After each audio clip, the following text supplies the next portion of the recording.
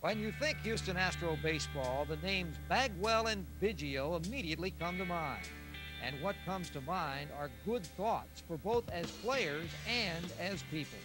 For Baggy and I mean, I was here in '88, he was here in '90, '91, whatever it was. You know, being able to be here as long as we have, you know, it's a nice thing to be able to have an impact like that as far as being around a certain city for a long period of time. Because whether you realize it or not, you have a huge impression on the younger generation. And I remember that growing up as a kid.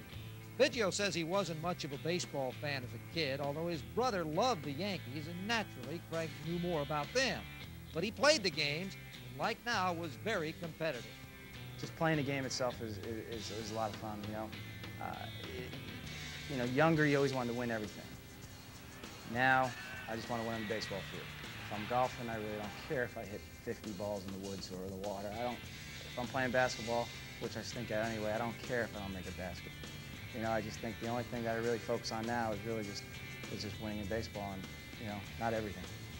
The Astros are Jeff and Craig. Their determination to play hard rubs off on others. It's a nice honor for someone to say something about you, you know, but just for Jeff and I, it's just the way we are.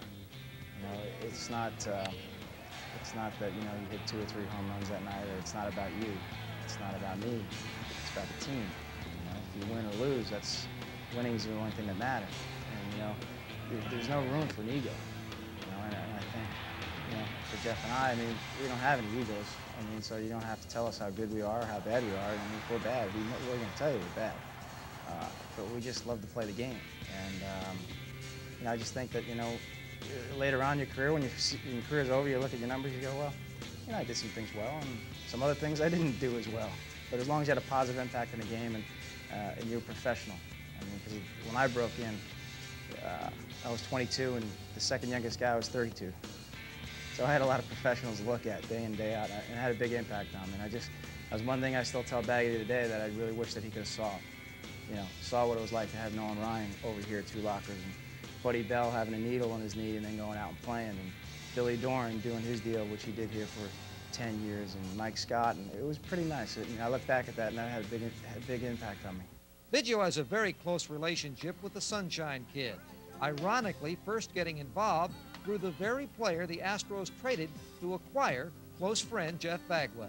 Larry Anderson was one of the guys who brought him out to the field, and you know, when you get to the big leagues, you want to be able to give back, and at the time I just wanted to get my feet wet and didn't know, and then Larry got traded for Baggy, and then it was like, you know, I can't let this thing stop, so I want to keep it going.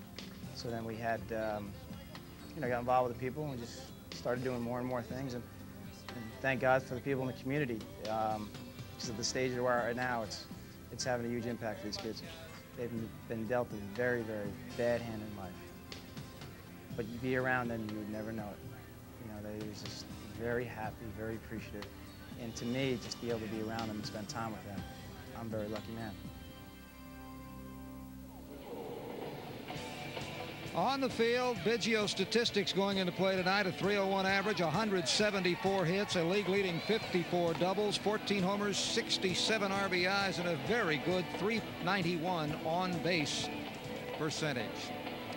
Well, we're going to give you the trivia question of the night, and here it is. The last Major League team with 3 20-game winners. The Astros have 2. What was the last team to have 3? We'll have the answer and a conversation with Jose Lima, all coming up after this break.